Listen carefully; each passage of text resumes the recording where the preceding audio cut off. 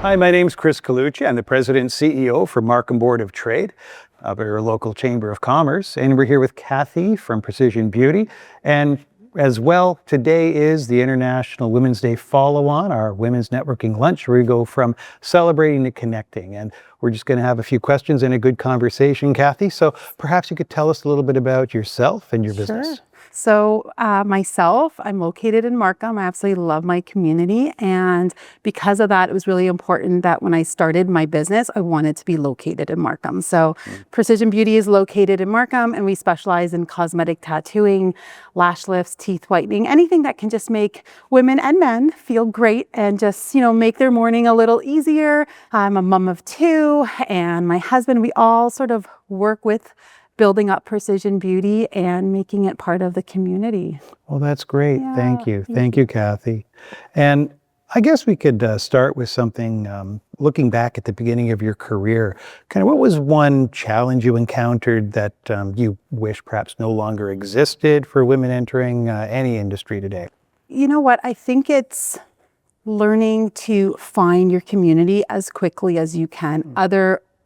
Not necessarily just women businesses, but other women who are juggling everything, because it can be very isolating because you're trying to build a business and you're trying to also balance family and children, and you may still be working while you're building a little business. So I think the most important is finding your community of women as soon as you can, because it's nice to have women that understand your struggles. Our husbands are wonderful, but sometimes, they just don't want to hear all the little bits or don't fully understand or the struggles that we do carry.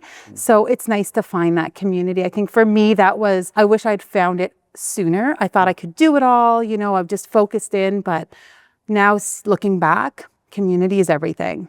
Oh, that's the truth. Yeah. That's very well said. Thank you, Cathy. And from your early experience, what most influenced the kind of leader that you have become? Oh, wow, the kind of leader. So I think the biggest influence is probably my mom, who she always told us from very young, if there's a will, there's a way. She literally drilled that phrase into our heads. And I just thought, regardless of what other obstacles might come my way, I was a dental hygienist when I decided to transition into something that was my own. Many people thought it was a little crazy. I had a great stable career, but I thought I want something more. I want something that speaks to myself. So I think just, going for it, not being afraid. And if you don't try, you won't know. So for me, it's just giving it a try and seeing what happens. I'd rather try and then versus have regret and not have tried at all. Right. No, that's a great point.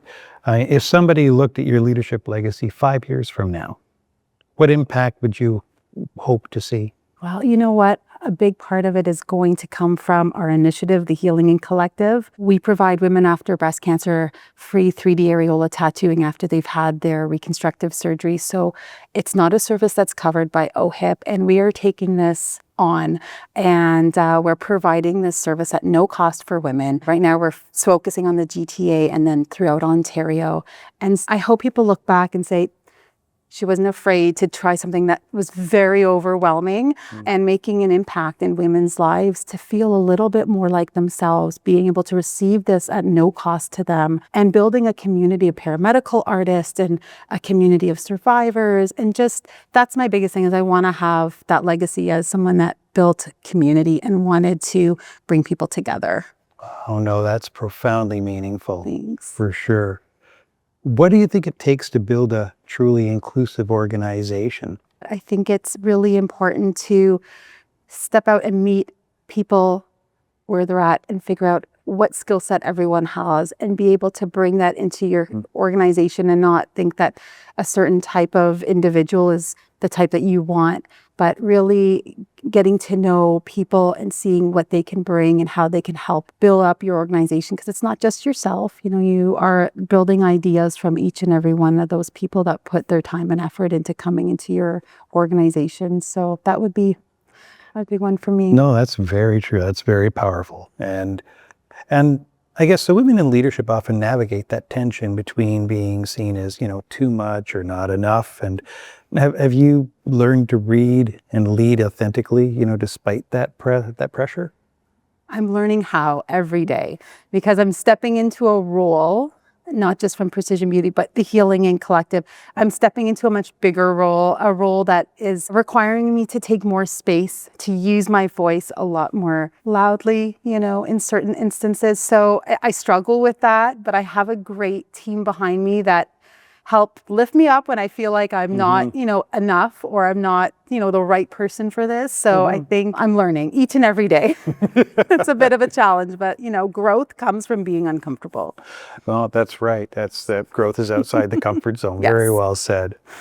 And I guess, so what role do, established women leaders have today in shaping opportunities for the future? You know what? I think it's really important for us to establish that future is mentorship and taking on the younger generation.